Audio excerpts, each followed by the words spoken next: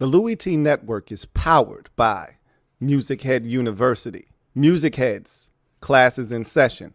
Turn me up. Enroll on YouTube now. Link is in the description. Who else could it be but me, your man, Louie T? Welcome to the Command Post Live. You know what it is. Post up. Take command. I, of course, am your commander-in-chief, Louie T. Thank you for joining me. So I have an interesting conversation tonight. One that I was conjuring up over the weekend. I've been reading a lot of comments here of late, and you guys generate a lot of thoughts that I have. And you know, you might not know this. I always tell you guys, I read everything. And in reading a lot of your comments, I see some redundancy amongst some of them. Some more than others.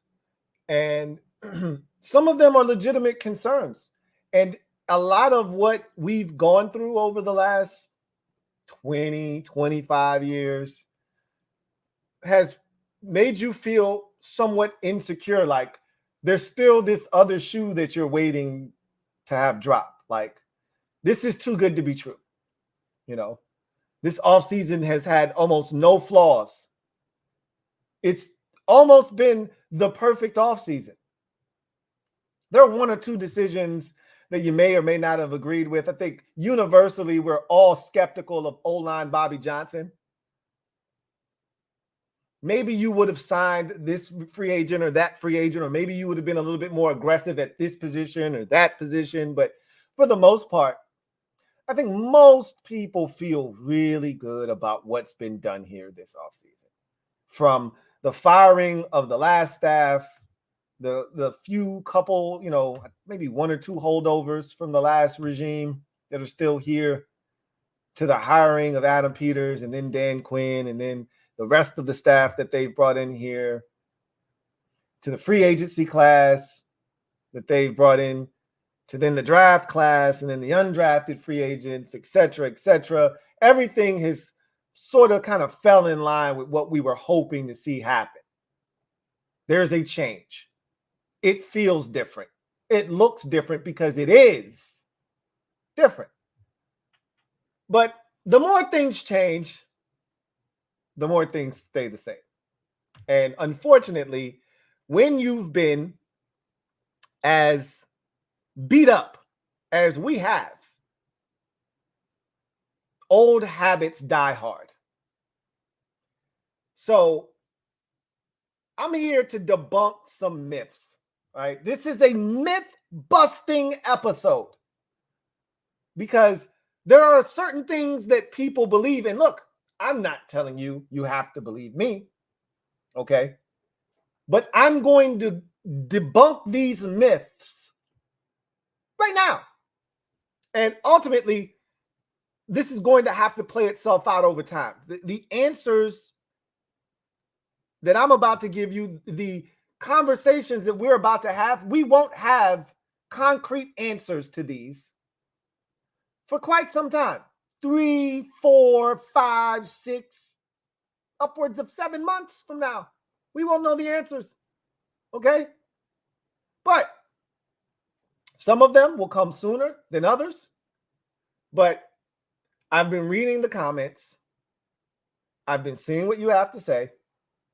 And I think there are a lot of myths being perpetuated right now. I'm here to debunk those. Okay? So, with that being said, and you know what I would like to also add in is, if you have a myth that you think has been perpetuated, there was one that I started to add on to this list. I'll tell you it a little bit later on, maybe. But if you think there's a myth that I left out, or a myth that you've seen perpetuated that you would like to address, feel free to leave it in the comment section. I'd love to hear it. Right? Anyway, let's get to the list of myths, if you will. So, myth number 1. Players weren't affected by poor coaching with the last group. This is a myth that bothers me quite a bit because there's this perception about a lot of players that are still here, that are holdovers from the last regime, that we have just made conclusions on, and these guys can't get any better. They can't be better in a different scheme. They are what they are. Case in point, Benjamin St-Juste. He stinks. Look, I'm not telling you that I'm a juice lover. As a matter of fact, I never wanted him. You guys know that. I was not happy with the pick when it was made. Okay? Didn't love his profile coming into the league. I struggle with guys who don't take the football away in college. If you don't take it away in college, you damn sure aren't going to take it away in the pros. And he was a PBU guy. Sticky underneath coverage, a lot of times because he was holding and over aggressive and handsy. He didn't run fast. He had length. They thought they were drafting Josh Norman, except Josh Norman had ball skills and he knew how to take it away.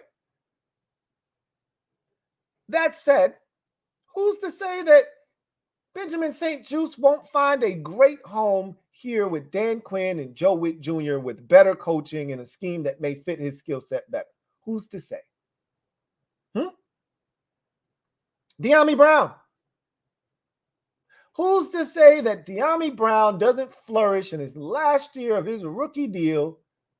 And I'll be honest with you. You know what? Save it. I'm going to save it. There are others. There are other players that I think most people have turned the page on. Hey, that guy sucks. We should move on. Hey, that guy doesn't offer any value. Why is he still here? Well, maybe he does. Clearly, if they see some sort of value, you're still here. And I, myself, find it hard to believe that with proper coaching, in a different scheme, with more opportunities for some, like Jahan Dotson, for instance, and Brian Robinson Jr., we'll see vast improvements. We'll see guys that look like the kind of players that we think they can be. That last group that was here, they were awful. We went through 2 different offensive coordinators, both of which sucked ass. Our head coach was clueless and stuck in the 90s. We had a defensive line coach that ran off some of the talent, ended up getting fired, brought in another guy. They fired the defensive backs coach. Defensive coordinator was stuck in the 90s as well. He was clueless.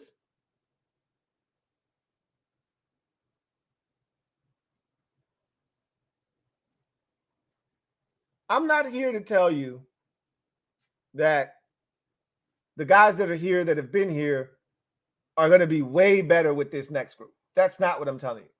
But I just want you to understand that the players were definitely affected. Okay? The players were definitely affected by the last coaching staff. Terry McLaurin barely made it to 1,000 yards last year. You trying to tell me that this guy can't play? Because there are a lot of people last year, and I'm not necessarily talking about you in particular, but there are a lot of people last year that tried to make it seem like Terry McLaurin was some Joe Schmo regular run-of-the-mill wide receiver. I've never told anyone that Terry McLaurin was a top 10 receiver in this league. I've never felt that way. but he's been fringe top 10. He's a fringe top 10 guy, has been before. Jahan Dotson, I've heard people say he shouldn't even be on the roster. That's preposterous.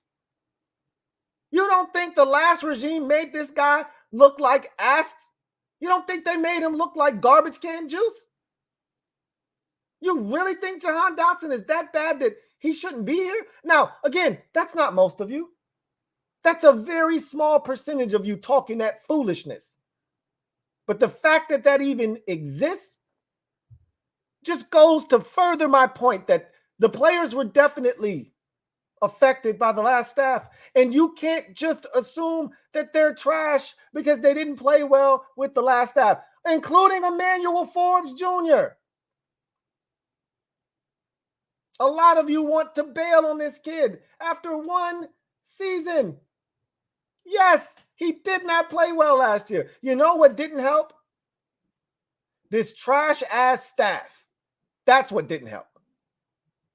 How they yo-yoed the young man in and out of the lineup, how they belittled his confidence and pretty much told him he wasn't good enough, and we made a mistake.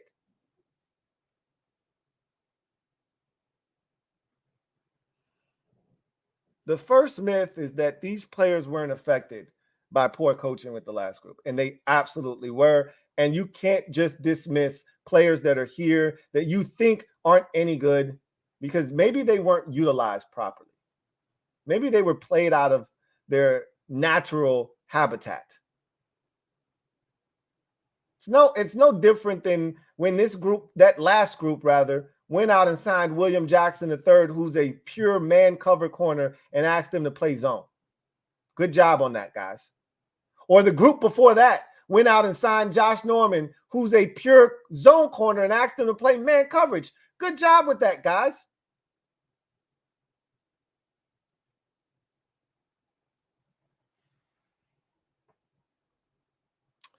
Myth number 2. This offensive line has to be dynamically better for this offense to thrive. This is probably one of the ones I've heard the most, and I think it's false. And I'm going to tell you why. Number 1, this offensive line, as bad as the numbers say they were, this offensive line wasn't as bad as the year before with Carson Wentz and company. The 2022 offensive line, way worse than the 2023 offensive line. And I dare you to argue with me, okay? Who here felt like the 2023 offensive line was worse than the 2022 group? Raise your hand. I'd love to hear your arguments as to why. Because in 2022, we didn't have a damn guard that could play at all. Not a single one. We were hurting at right tackle. Left tackle was up and down. And the center position was the worst in the league in 2022. We went through 97 centers in 2022. The offensive line as a whole was a sieve.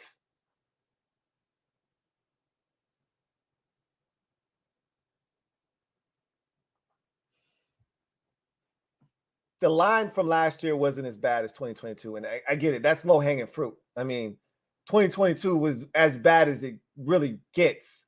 So being better that doesn't mean much. I get that. I'm aware. But we had a guard that we could rely on last year. We had a center that once we got Nick Gates the hell out of there, center wasn't bad. Center wasn't bad. It wasn't great, but it was way better than 2022. It was way better than the turnstile that was Nick Gates early in the season. Left guard, we were able to stabilize. Took a little while, but we were able to get some guys in there that held it down good enough. Left tackle, same as it was in 2022, up and down. You knew what you were getting out of Charles Leno Jr. It is what it is. And right tackle, Andrew Wylie, while he wasn't great, was an upgrade over what we had the year before. And he settled down as the year progressed. He started out rough. Boy, it was bad. Those first 6 or 7 weeks, he was abysmal. As the season progressed, he got better. He still showed up in moments when you went, man, we got to fix right tackle.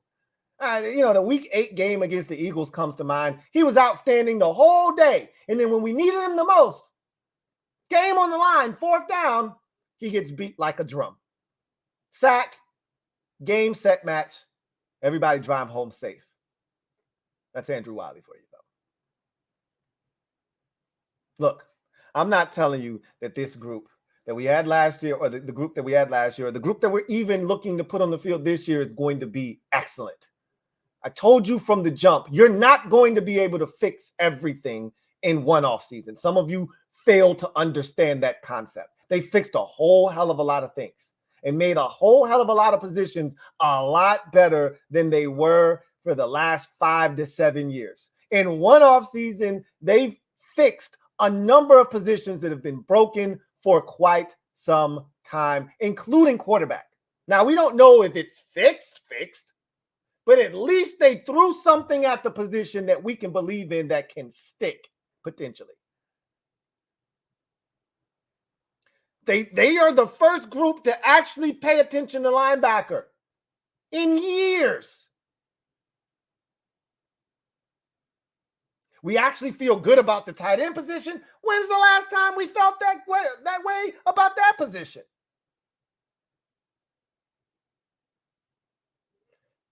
Long story short, this offensive line doesn't have to be dramatically better for this group to thrive on offense. They just got to put 5 guys out there that aren't an embarrassment. And you know what else? I'll take it a step further.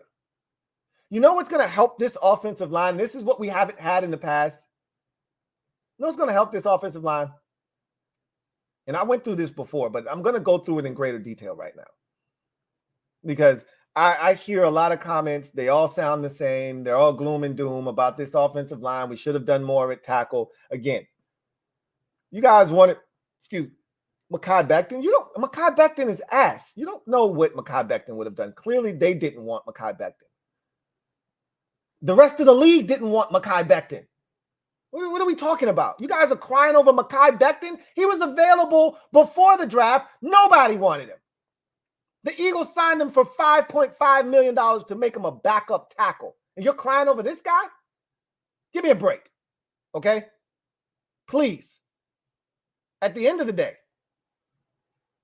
one, if you can scheme it up, you can overcome any offensive line issues you may have, okay? I don't expect this group to be a jailbreak on every single snap. Like you guys, some of you guys just assume that this offensive line is going to be horrid. I don't understand why. If they do nothing else on the offensive line, and they may not be done, okay? They may not be done. But let's just say that they are, okay? Let's just have the conversation and say that they're done. And they're not doing anything else on the offensive line.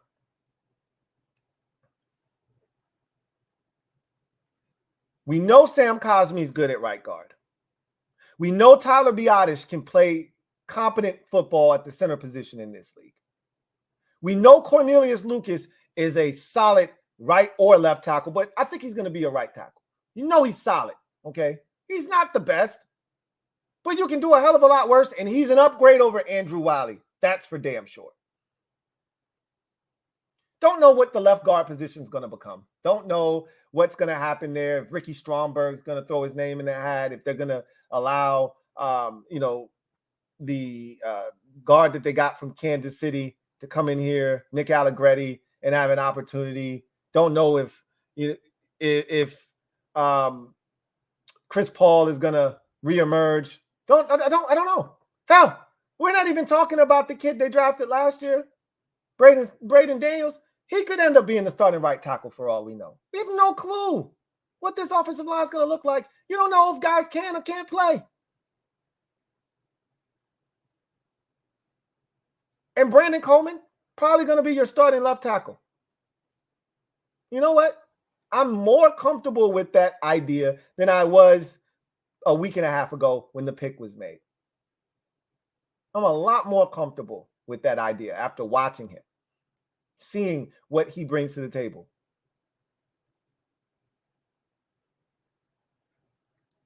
This line's going to be better than it has been in 3 to 4 years.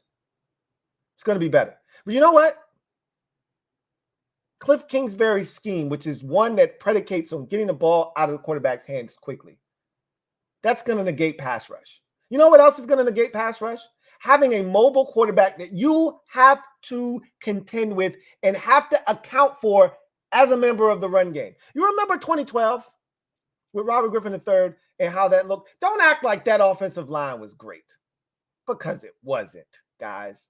Seriously, get a hold of yourselves. That 2012 offensive line was shit. And it was proven that next year when Griffin didn't run a run and they had to stand back there and protect, and Griffin was getting his ass yanked up like a rag doll. It's the same offensive line, same group. And some of it was Griffin, and Gruden broke it down. Poor depth of drops, not getting rid of the football, not being where he's supposed to be. But they weren't a great unit. But you know what? They looked like a damn good unit to me in 2012. You know why? Because of the scheme, because of the quarterback and the threat of the run. Griffin was either getting it out of his hands quickly. They told him, 1, 2, you're the check down. 3, take off with your legs. So either 1's open, 2's open, or you take off and run. Coupled in Alfred Morris and Robert Griffin's ability to run, and defenses couldn't just get up the field and get after the quarterback.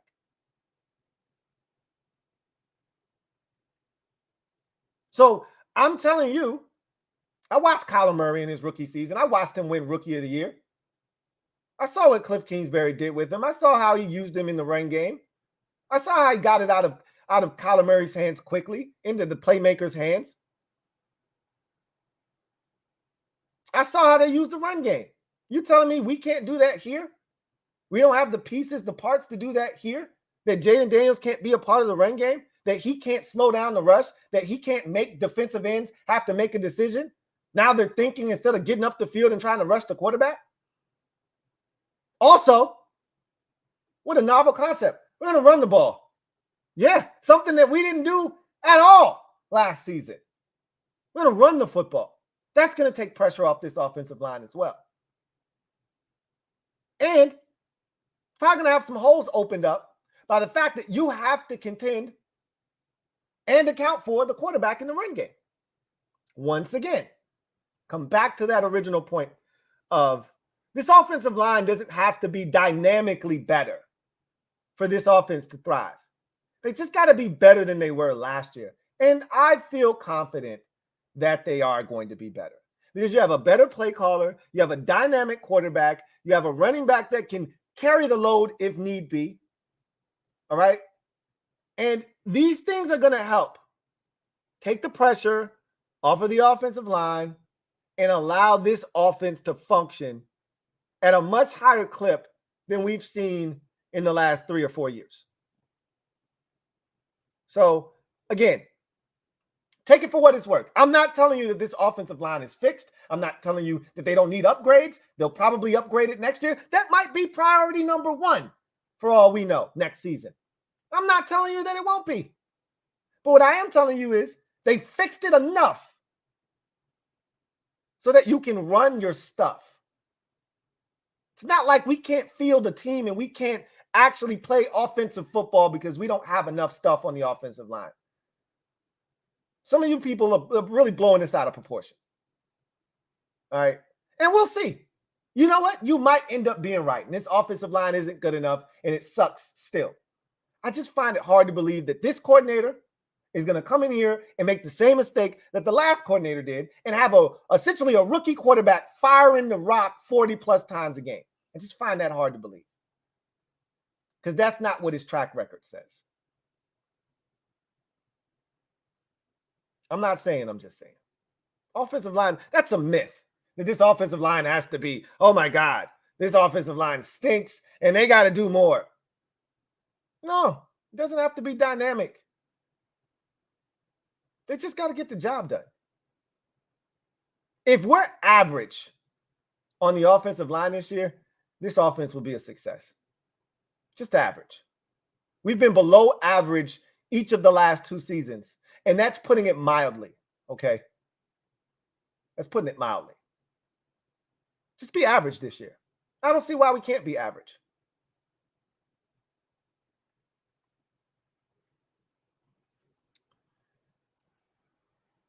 Next myth.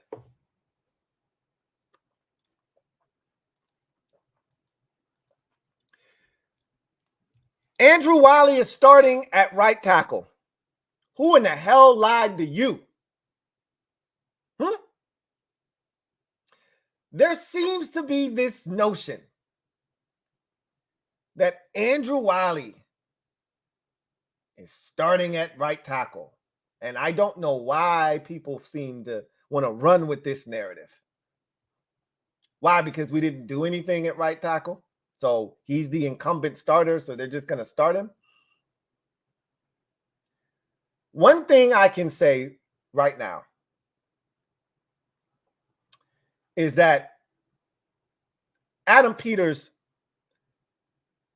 he hasn't lied to me with what he has told me. Now, sometimes the things that he doesn't say speaks volumes and says way more than the things that he does say. But for the most part, he hasn't lied to me.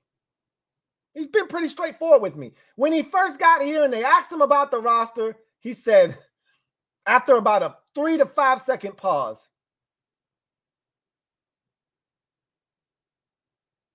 it needs some work. They got some stuff, but we got some work to do. And then he went out and turned over the roster at the highest clip of any team in the league. I know you guys saw the little statistic that was floating around on Commanders' social media today about the highest turnover rate of any roster in the NFL that belongs to the Washington Commanders. We have the lowest percentage of players returning from last season's team this year on the roster. Is that a surprise to anybody? Not to me. When he sat down in Orlando and he talked about the offensive line and he said, hey, we good on the offensive line. I said, hey, Adam, you're lying. You remember who he mentioned as to why we were good? Because I remember who he mentioned. I'll give you a second to think and recall and recollect who he mentioned. Because I remember who he mentioned. Do you remember who he mentioned? That's the real question.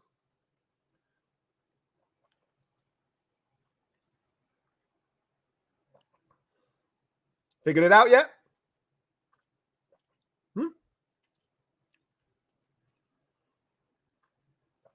He said, we're good on the offensive line. And people specifically pointed to tackle because we had done plenty of work on the interior to that point, but not much. We hadn't even re-signed Cornelius. Yeah, we just had re-signed Cornelius Lucas. And he said, we're fine at offensive tackle because we have Cornelius Lucas and we have Trent Scott. Did he mention Andrew Wylie's name anywhere in there? You think that was done intentionally? Because everything he's done to this point has had intentionality. There have been no accidents. There have been no missteps. He didn't forget to mention Andrew Wylie. He intentionally omitted Andrew Wylie's name. You know why? He could have easily said, oh, we feel good about tackle. We got Lucas, we got Scott, and we have Wylie. It wouldn't have killed him to extend that sentence by one more word or two more names. Andrew Wylie or just Wylie. You think he forgot? don't think he forgot. I don't think he forgot the tackle that started here at right tackle last year. I don't think he said the guy that backed him up, the two backup tackles from a season ago, over the guy that started here last year. I don't think that was a mistake.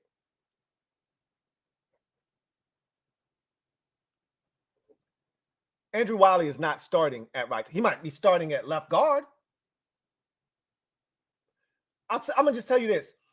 Sam Cosmi has a higher probability of starting at right tackle than Andrew Wylie does. Now, I can't tell you that things might not happen. You know what I'm talking about. I'm not going to put that out in the atmosphere. That may lead to him ending up there. But to think that he'll be penciled in, and that's the guy they're rolling with from the jump, you ain't paying attention. You're not reading the tea leaves.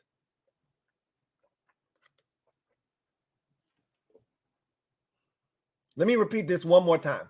And you can keep saying this if you want. I'm just going to go ahead and debunk this myth right now. Andrew Wylie is not going to start for the Washington Commanders at right tackle come week 1 against the Atlanta Falcons.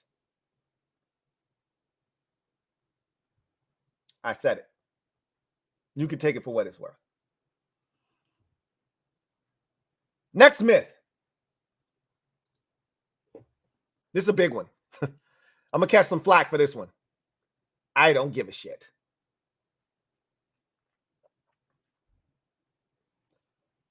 The NFC East features stud pass rushers. Oh my goodness. Here we go. Entering into deep waters here.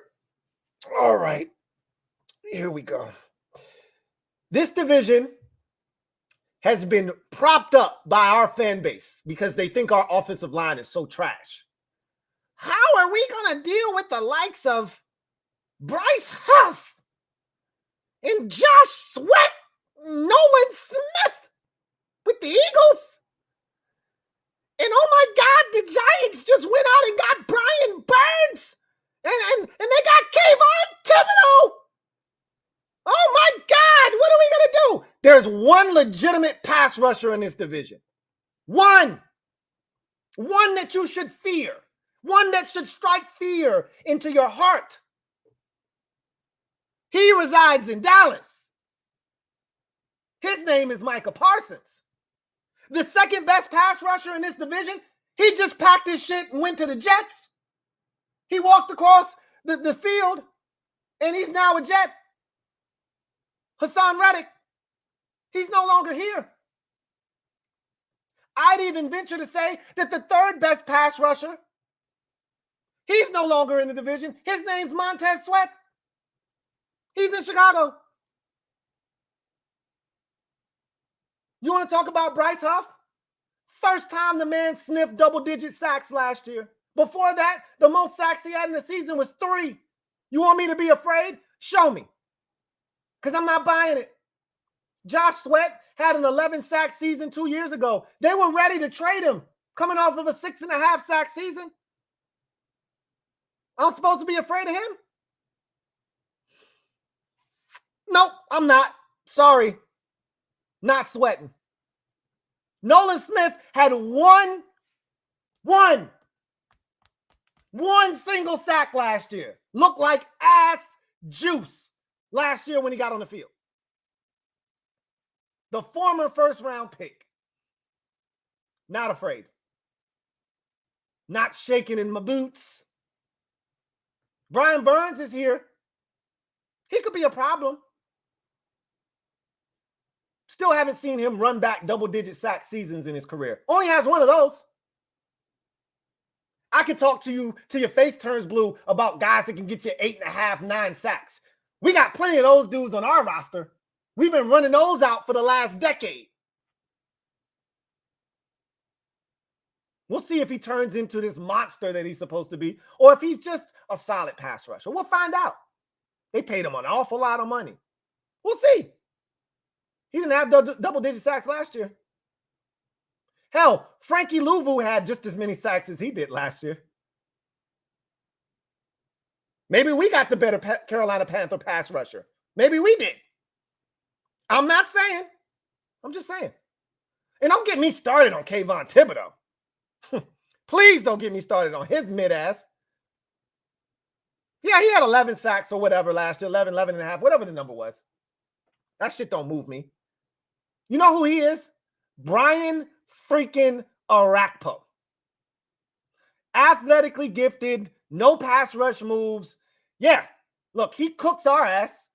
We're getting better at the tackle position. We're getting better. And eventually, we'll get to the point where the Cowboys and the Eagles are. So let me break down his 11 sacks last year. We're going to find out if he's legit or not. In 3 games, against 4 games against 3 teams, right? 2 against us, 1 against the Jets, and 1 against the Seahawks. He had 8 of his 11 sacks. Let me run that back for you again.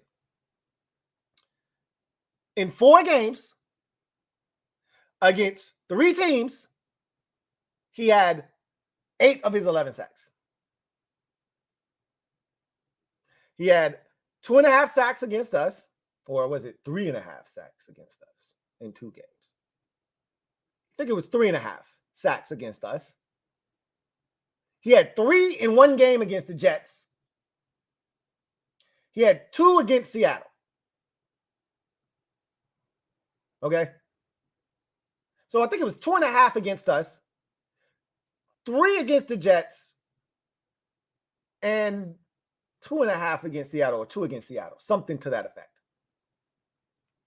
So either 8 or 8.5 in those 4 games. What did he do against Dallas's offensive line? 2 games against Dallas. You think he sniffed the quarterback? Think he sniffed the quarterback? What about the Eagles? You think he got to the quarterback against the Eagles? 2 games against them? What about the Bills?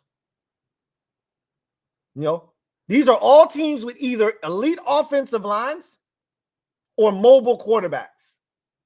Geno ain't going nowhere. Whomever the hell the Jets had at quarterback that day, that was a shit show when he got 3 sacks in the pouring rain against the Jets. I bet that was a lot of fun. Reminds me so much of Arakpo. When you put some third string trash ass tackle or quarterback that can't move, he'll bag them up like some groceries. Put him against somebody with half decent technique and any kind of lateral quickness, or a quarterback that can just move a half inch. He's nullified. He's a bum. So miss me with this conversation about, oh my God, the NFC East is loaded. What are we going to do? Give me a break. Them pass rushers in this division, outside of Micah Parsons, ain't none of them about a damn. You could put us in that conversation too. We're not absolved. We don't have shit at edge rusher right now. Nobody should be scared of nothing we got except on the interior. Now, I'm more inclined to listen if you say, well, what about the interior of the Eagles and the Giants? I'm listening. I'm listening. I'm more afraid of the Giants' defensive tackle than I am Kayvon Thibodeau or Brian Burks. I'm more afraid of the Eagles' interior defensive linemen than I am any of their edge rushers. But to sit here and try to talk me to death about the Eagles, my guy Derek B, love him to death. We do this all the time. And he's going to kill me for this, and he's going to have some kind of rebuttal for this. And I'll be waiting. This man had the audacity in the last video to list all the offenses, all the defenses we have to face, as if every one of these teams have elite pass rushers. He listed Tampa Bay and Atlanta. These are some of the worst pass rushing teams in the NFL, and he listed them in all caps. The Giants with Kayvon Thibodeau twice. And so what? I'm supposed to be afraid? Because I'm not. This division doesn't feature stud pass rushers. I'm more afraid of the interior rushers than I am the guys on the outside. They're going to have to prove it to me because I ain't buying what they're selling. And furthermore, I got more confidence in my offensive coordinator, my quarterback, and his dynamic ability, and all of the playmakers that we have. I got more confidence in that group and their ability to strike fear in these pass rushers and neutralize them. I got more confidence in them doing that than those guys getting after our quarterback and making life tough on Jaden Daniels. This kid's he's fixing to wreak havoc. Worst case scenario, you ain't coming in all willy-nilly. We might not even block your monkey ass. Make you make a decision. We gonna run that shit right at your ass, not block you. Hey, you taking the quarterback or the running back? That's how they neutralized Michael Parsons in Philadelphia.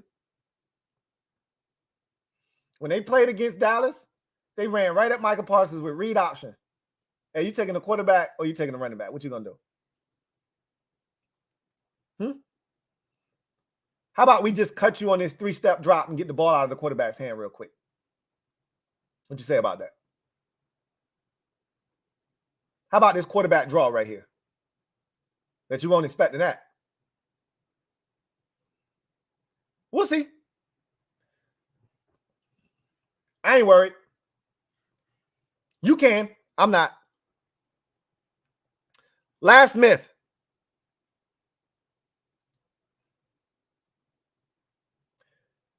Diami Brown won't make this roster.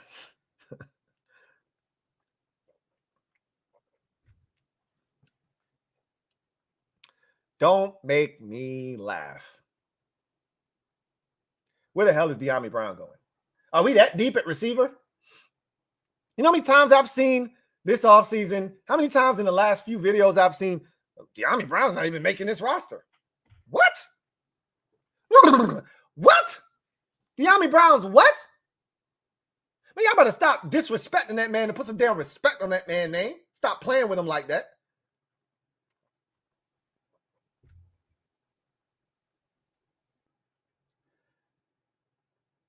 First things first, let's go back to myth number 1. Players weren't affected by poor coaching with the last group. One of the guys that probably was affected the most was Diami Brown.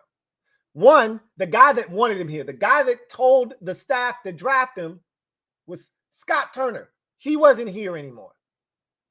So the guy that wanted him here in the first place was no longer here to vouch for him. 2, every time Diami Brown got an opportunity, what did he do with it? All I'm doing is asking a question, because I can tell you over the last 2 to 3 years, when Diami Brown got opportunities, he made plays. I can't think of a pass that Diami should have caught that he didn't catch. There may be one in there. Everybody's got a drop. You know, Terry's got 1 or 2 drops in there where you go, come on, bro. You got to catch that. Everybody's got a drop. But every time Diami's number was called and he needed to step up, I just remember him stepping up. I remember the Tennessee game where we only scored 2 touchdowns. Both were Diami Brown touchdowns. He got an opportunity, took advantage of it. What happened after that? They didn't give him any opportunities. You would think after a guy goes off for 3 catches for 105 yards, you'd think in 2 touchdowns, the only 2 touchdowns you score in the goddamn game, you'd think he'd get more opportunities moving forward. Nah. How about that Falcons game in the rain? Same year. We're still in 2022. We don't win the game without Diami Brown. That first possession of the game, Diami Brown makes a diving catch in the rain to extend a drive on 3rd down. We ultimately go down the field and score a touchdown. One of the few touchdowns we scored in that game, if I'm not mistaken. I don't even know if we scored another touchdown in that game. Might have kicked all field goals. Whatever the case may be. Big play by Diami Brown. Remember that catch before halftime against Philadelphia on that Monday night in that big upset? Doesn't happen. That field goal attempt doesn't happen without Diami Brown going down and digging out that pass and making that catch. How about the Seattle game last year? End of the ball game. We need it. Sam throws it up. Diami goes, hops in the air, plucks it out of the air, takes off and scores the touchdown. Look, I don't think he's as fast as everybody thought he was going to be coming out of North Carolina. I don't see him just running by guys like he did in college. But what I do know is when he's gotten opportunities, he's made the most of them. I just don't think he's gotten enough opportunities. Furthermore, we're not that deep. What are you guys doing anyway? What Jamison Crowder is depth here, right? You want him as the number 3? You want him as the number 4? I don't know where you see Diami, right? 3, 4, doesn't matter. He's somewhere in that mix. Luke McCaffrey was drafted here to be the 3rd receiver. So if he comes in and he's the 3rd receiver after Jahan and Terry, so be it. But Diami's the 4th receiver. There's nobody else on this roster better than Diami Brown. Stop it. Stop it. He's on the last year of his rookie contract. You have no incentive to cut him. For what? You can replace him next year when he's a free agent if you don't like him. But under this new staff, with this offense that's going to be spread out and wide open, why wouldn't you keep Diami Brown here? I just don't understand the logic. What do you want to do? You want to cut him so you can keep who? Olamide Zaccheaus? Who are we keeping him for? Who are we cutting him for, I should say?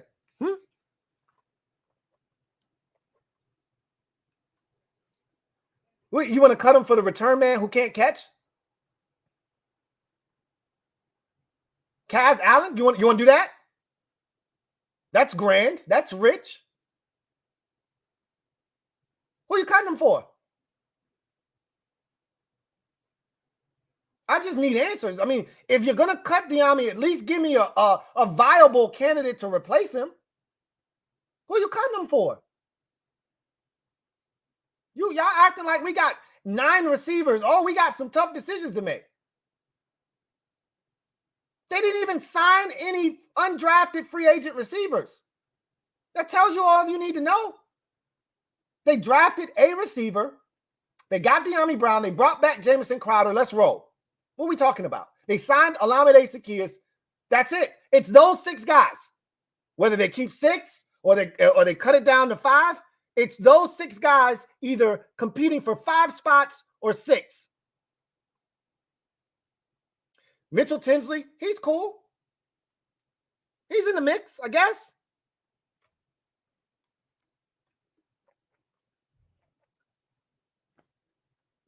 Where's the Diami Brown going?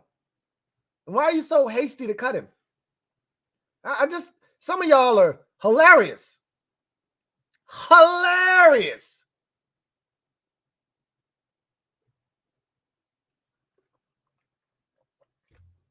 Diami Brown's not making this roster. Seriously? What kind of depth do you think we got that we working with over here? So you cut Diami Brown. What's the receiver room look like? Terry, Jahan, Luke McCaffrey, Olamide Zaccheaus, and Jamison Crowder? Mitchell Tinsley? I mean, what are we talking about? Are you serious? And God forbid something happened to the top 3. What, you want to start Mitchell Tinsley? You want to start Kaz Allen? What do you want to do? There's no more Curtis Samuel here to save you. Are you guys insane? Cut Diami Brown. Give me a break.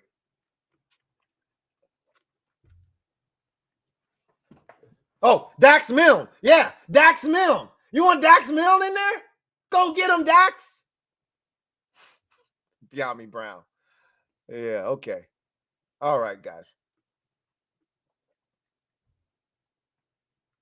Anyway, I digress.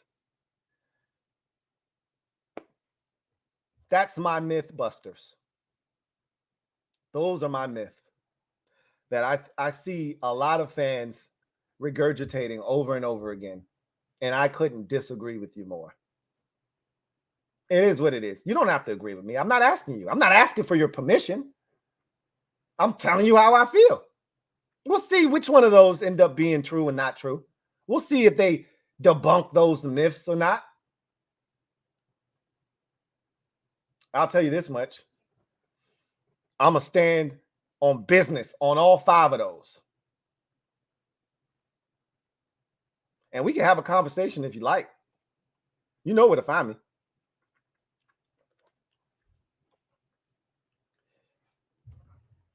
Anyway, I digress.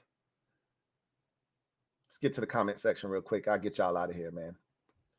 Anthony P. Been a member for 22 months. You're coming close to that 2-year anniversary. Really appreciate you. Anthony writes, this isn't the same franchise anymore. Enjoy it. You ain't got to tell me. I know. In this short period of time, we've seen so many monumental changes. Monumental changes. It's so refreshing to see how things are being handled here and how they're going about their business. The fact that nobody knew anything about the free agency class that we brought in, they were introducing guys via Zoom to us, and the media didn't even know we had signed them. I mean, if that doesn't tell you just how different things are now, I can't help you. I don't have anything for you.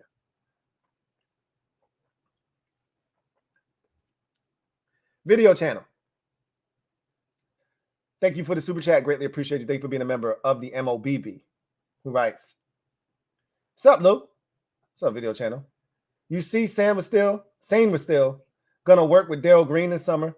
Also, you see Daryl Green still moving at 64. I haven't seen any of the clips. I'm pretty sure I'll run into him at some point. But look, once fast, always fast. So I always tell you, when a guy can run, the speed is the last thing to go. If you can run, I'm not asking Daryl Green to move laterally. That's the stuff that goes first, your agility and your lateral quickness. But to run in a straight line, if you fast, you're going to be fast for a long time. You keep yourself in great shape. And Daryl Green, as we can see, is in tremendous shape still. You know, I'm not shocked if he can still move. No, I didn't see that Mikey Sane was working with Daryl Green, but that's a great guy to work with. You know, Daryl, they probably very close in height. You know, Daryl Green was not a big guy at all. And he's got some skills. And remember, this is only his second year playing defensive back. So Mikey's still raw, which is crazy when you think about the impact that he's had in just the short 2 years. I love it. James Caroline. Thank you for the super chat. Greatly appreciate you. James Caroline writes, hey, Lou, did you see the tape of Daryl Green coaching, backpedaling and breaking on the ball, still super fast? Nah, so apparently this is circulating. No, I haven't seen it. I haven't seen it at all. But again, I'll run into it eventually. But that doesn't shock me. Y'all sound surprised. I'm not surprised. You know, I talked about this now. I talked about it on my other channel, MusicHead University. But I talked about when you're an athlete, there's just this innate ability. It's baked into your DNA at that point to continue to work out, to continue to keep yourself in great shape. And we can clearly see Daryl Green is still in tremendous shape. Just looking at him, right? We knew that when he was 40 years old, he was still outrunning probably 85% of the dudes in the NFL at 40. So it's not a stretch to think that at the age of 20, you know, at age of 60 or 62 or 3 or 4, whatever he is now, that he's still able to move. That's not a surprise to me.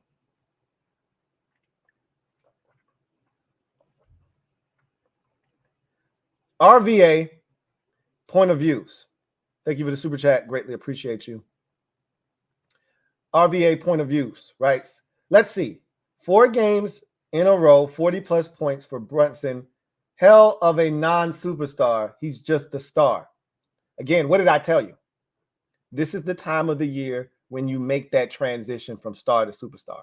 Again, I only say the stuff. Now, how you choose to interpret it is up to you, right? Okay. A lot of y'all were so hurt by the fact that he wasn't a superstar that you missed me telling you this is where you become a superstar. What he did in the first series and what he's continuing to do is elevating him to superstar status. He's already in commercials. He's already becoming a household name. He's checking off all the boxes. Now do it in the postseason. He's doing it in the postseason. You're making my point for me. Again, I don't know what else you want from me. I've said what I said. I meant what I said. And I didn't forget what I said. I don't know what he's doing right now against the Pacers, but I totally expect him to destroy the Pacers. Just like I said on the podcast, I think that's a 5-game series. I could see it going to 6. I don't see it going to 7. You're better than them. And I think he's going to prove it. He's going to lead you to victory. Christopher McLaughlin, thank you for the super chat. Thank you for being a member of the MOBB. My guy, Chris, thank you for your generosity. Writes, hey, Lou, hope all is well with you and the family. Likewise, as always. 3 questions. What are reasonable expectations for the division record this season and why? What will it take to beat the Giants this season? That's question 2. And question 3 is, what can we expect from Forbes in year 2 and why? So,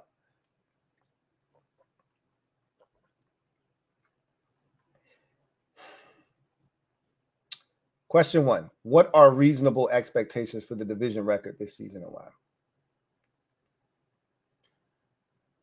I'm always a proponent of taking baby steps. Last year, we won no division games. Not a single one. We're absolutely horrid. Okay. Came close against the Eagles twice. Should have beaten the Giants at least once. And we had no shot against Dallas twice. So we regressed in that regard because the year prior, we tied the Giants and we split with both Dallas and Philadelphia. So we were trending in the right direction, and then we took a massive step backwards last year. Go figure with what was going on last year.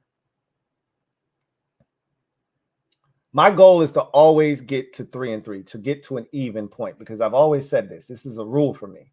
If you don't at least break even in your division at 500, you're not allowed to make the postseason. That's one of the unwritten rules.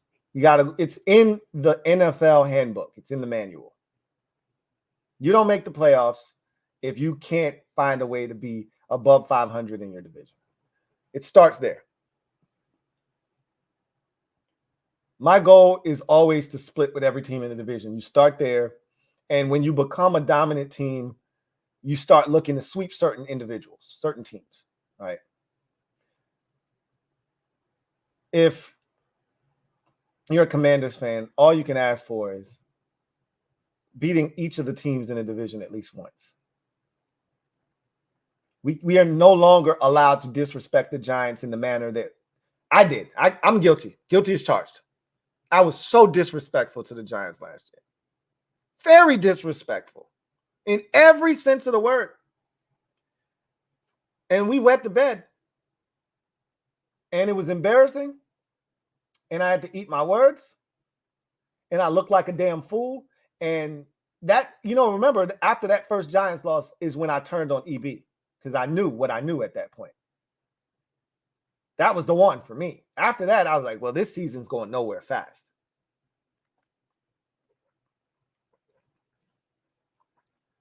At that point, I was just outside for Sam, because there was no saving this group with Eric Bieniemy as the offensive coordinator and Ron Rivera as the head coach and Jack Del Rio as the defensive coordinator. You just want to get one against the Giants. You'd like to sweep them, but I'm not even angling disrespect at anybody in the division. We're not in a position to do that, especially after how we've struggled with the Giants year after year after year. So let's just get one from them. find a way to get one from Philadelphia, and find a way to get one from Dallas, right? And I think that's possible because when you look at what we were able to do against Philadelphia last year, they struggle. Philadelphia always struggles with us, even if we don't win. Like Dallas beats the brakes off of us. Like we're not even close with them in most games. They beat the hell out of us. We might compete for 2 or 3 quarters, and then as long as Dak's playing, we might hang in there for a quarter or 2, maybe 3. But eventually, by the time the score ends, the clock shows all zeros in the fourth, they've won by more than 2 scores.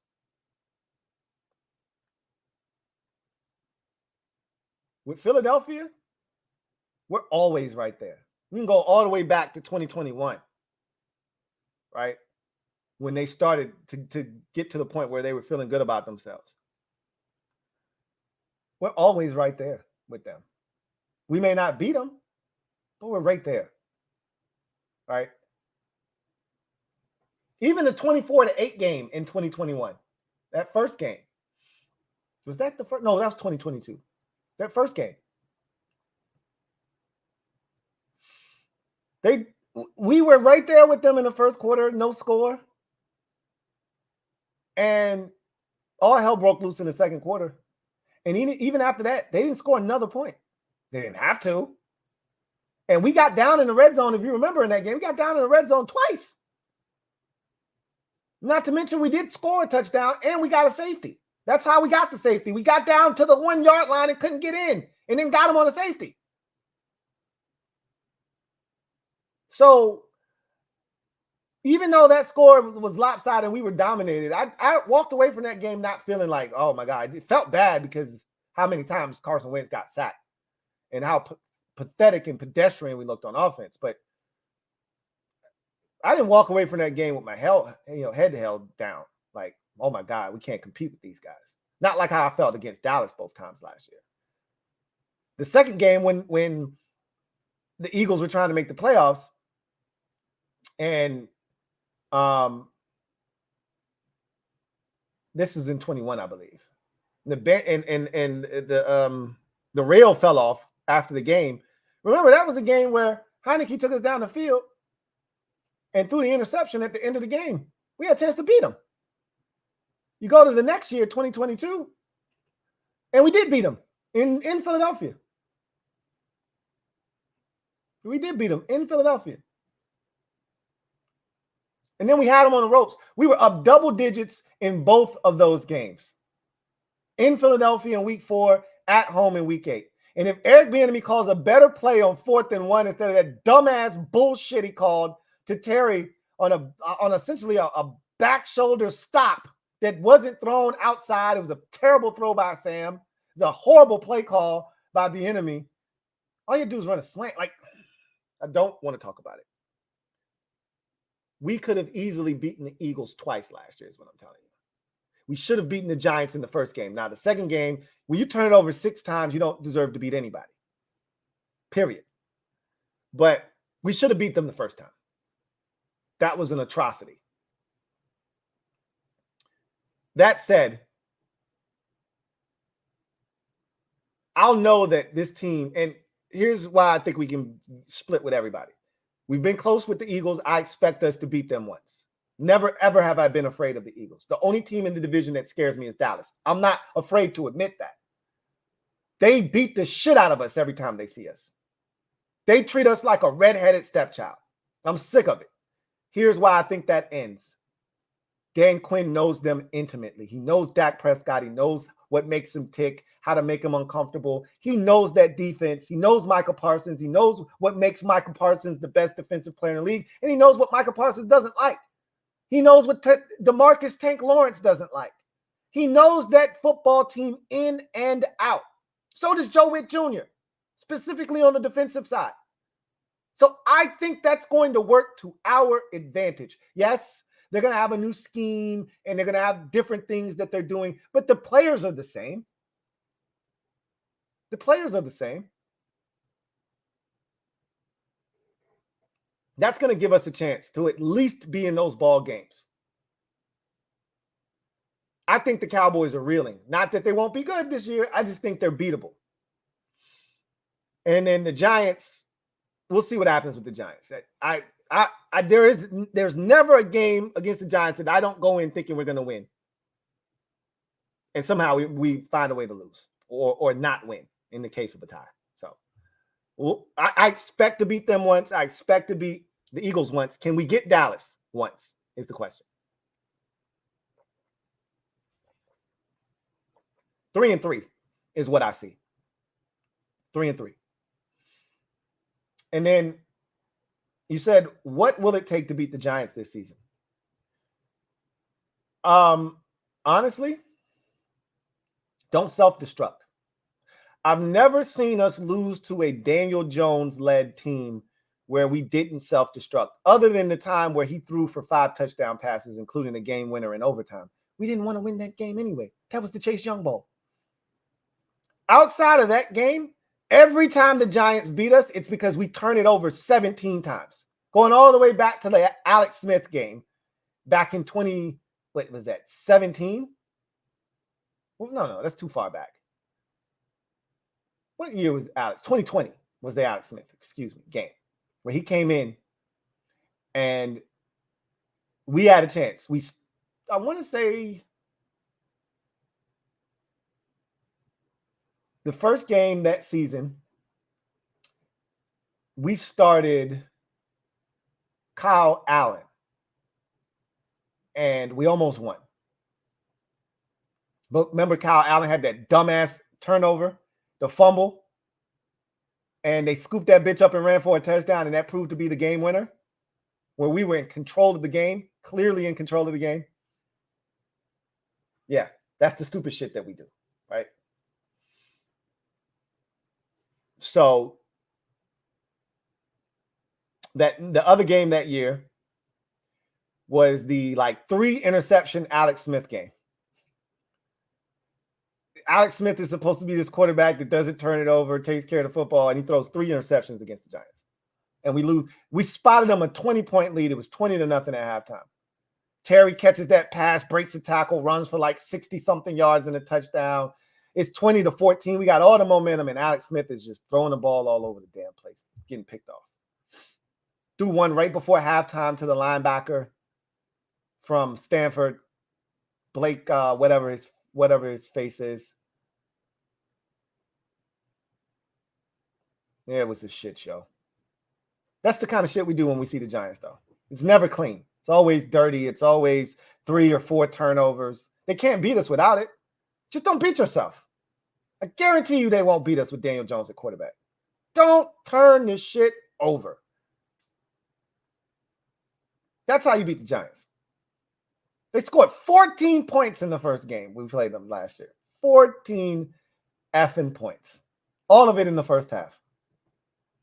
And we couldn't muster 15. Got a field goal blocked and everything in that game, if you can believe that. Jesus. I mean, it's a comedy of errors when we play them. Every time. Just don't beat yourself. And then, obviously, the last game, we turned it over 6 times. Who the hell you beating? And even with 6 turnovers, just goes to show you just how bad both teams were, right? We turned it over 6 times, and yet we still had the ball with a chance to tie or take the lead. Down 26-19. Tie or take the lead. And Sam gets hit trying to throw it out of bounds and throws a pick 6. Yeah. Just don't beat yourself against the Giants. And then lastly, what can we expect from Forbes in year 2 and why? Well, I don't know. I'm expecting vast improvement, but I can't say that for sure. This is what I do know. He's going to have the best coaching that he's had in his career. That goes for collegiate, high school, and in the NFL. He's going to have the best coaching he's ever had. Now, how he takes to that coaching, how he adapts and adjusts to what they're asking him to do and the scheme that they're going to be playing, don't know. But what I can tell you is everywhere Joe Witt Jr. has gone, he's a defensive backs coach at his core. Everywhere he's gone, turnovers and good defensive back play have followed. I saw what he did in Green Bay with Charles Woodson and that group. I watched what he's done in his career, including in Dallas, and seeing the growth from those corners, Deron Bland and Trayvon Diggs and their emergence. I mean, I watched him take Jaron Kearse, who was an afterthought. And honestly, he was left on the side of the curb as a piece of trash that was supposed to be discarded and dumped into the trash truck to head down to the landfill, the NFL landfill. They scooped him up and they made him a viable NFL player again. They took Donovan Wilson, and made him a damn good safety in this league that just got a second contract. I watched them clean off a former first-round pick and Malik Hooker, blow the dust off of him, shiny his ass up, pushed him back out there, had him playing competent football. So I know this group can get the most out of some talent. Just give them something to work with. Well, we got stuff to work with. And Forbes is as talented as anybody in that secondary. Now it's just a matter of getting it out of him. I expect him to have a really solid second season. What does it look like? I don't know. I wish I could give you more. But I expect him to play well. I can say that.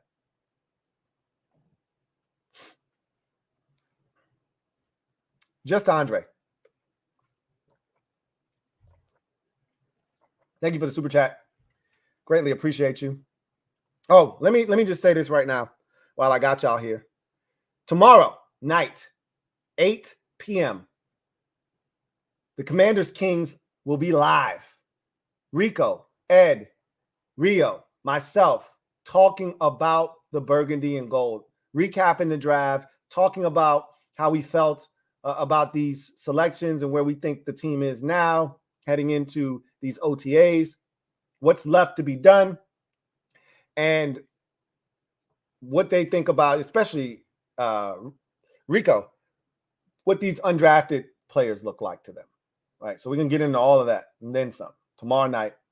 Hopefully you'll be able to join us for that. Just Andre, thank you for the super chat. Greatly appreciate you. Thank you for being a member of the MOBB. Just Andre writes, hopefully St. Juice doesn't see the field this year. That goes back to my myth number one, that some of these players have been put in a box because of what they've looked like. Look, I'm not a Benjamin St. Juice fan, so I'm not sitting here trying to defend him. I'm just telling you, don't dismiss a guy like Benjamin St. Juice because the last group wasn't able to get the most out of him. That's all I'm saying. All right. They had Benjamin St. Juice doing all kinds of stupid shit, playing in the slot, playing press man against guys that run 4.3 40 and he runs a 4.5. They had him doing all kinds of irresponsible shit, man. I want to see what a group that actually has a plan in place and sees the talents a guy has and is able to take those talents and put him in the best position to succeed. That's what I'm looking for. That's what I'm looking for.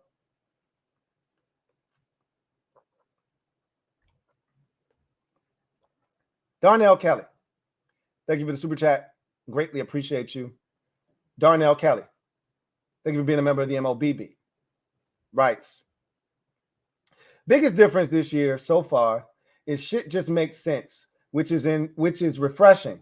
I'm drinking it all up like cold brew after roofing in 90-degree weather. Everything that they've done to this point just makes sense. Right? Everything that they've done, you can make it make sense. It's within reason. You don't have to agree with everything that they've done. You're not always going to agree with every single move that a franchise makes. But at least you can say to yourself, well, damn, that makes some sense. I get that. I understand why they did that. So these are the types of things that, as a fan, you appreciate.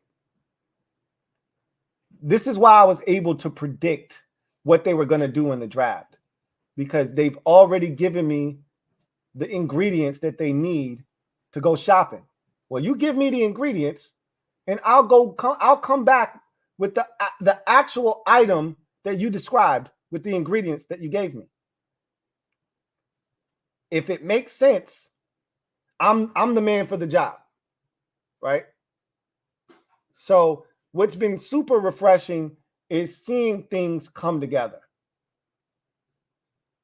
Everything that they've done has been strategically done, and they've taken the steps to put this team in a position to compete. I don't expect a miracle to happen in year one. Some of you do. I'm not here to knock the hustle. I'm not here to kill your dreams and aspirations of having a big season one here. I saw what big season one did for Ron Rivera and company and what it did to the expectations for his tenure, and it didn't go well. I'm not saying that that's what's going to happen here. If they find a way to somehow make the playoffs and not at 7-9 like Rivera did, but if they find a way to make the playoffs at say 9-8 in year one, the sky's the limit moving forward, because the difference was we didn't have a quarterback in year one of Rivera. We started 4 different dudes, including Taylor Heineke, who came here in week 16 or week 15 or 14 and didn't make his first appearance on this roster until week 16 against Carolina. Didn't even play in the week 17 game, and then started the week 18 affair, or excuse me, the wild card game affair against Tampa Bay. So, I mean, that's how bad it was at quarterback for us. We got to play. If we go 9-8 with Jaden Daniels, then you're thinking, well, shit, if that's year one, what do you think year two is going to look like when they improve the offensive line, when they make more upgrades and they get better talent in here and they continue to build on what they started on in year one? What do you think that's going to look like in year two? Yeah. So, we'll see. It all makes sense right now. Anyway.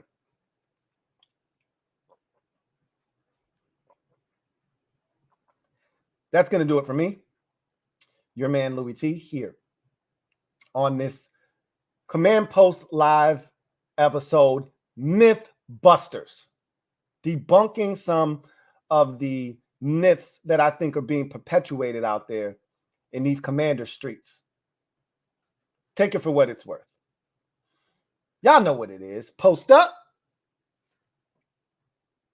Take command. I appreciate y'all kicking it with the kid. I look forward to hopefully kicking it with you again tomorrow night when we'll have the Commanders Kings in attendance. Rico, Rio, Ed, and myself chopping it up, talking about the burgundy and gold. Hopefully you'll join me and the rest of the gang for that one. If not, see you on Thursday night when we will live again talking about the Washington Commanders here on the Command Post Live. But until then, I'm your man, Louie T, signing off. You guys take care. Enjoy the rest of your night. God bless. DJ23 writes, did you see the Brady roast? No, I didn't. I didn't see the Brady roast. I saw something about Gronk slamming down a glass or something. I didn't watch it. That stuff doesn't interest me. Anyway, I digress. You guys get out of here. Take care. God bless. Good night.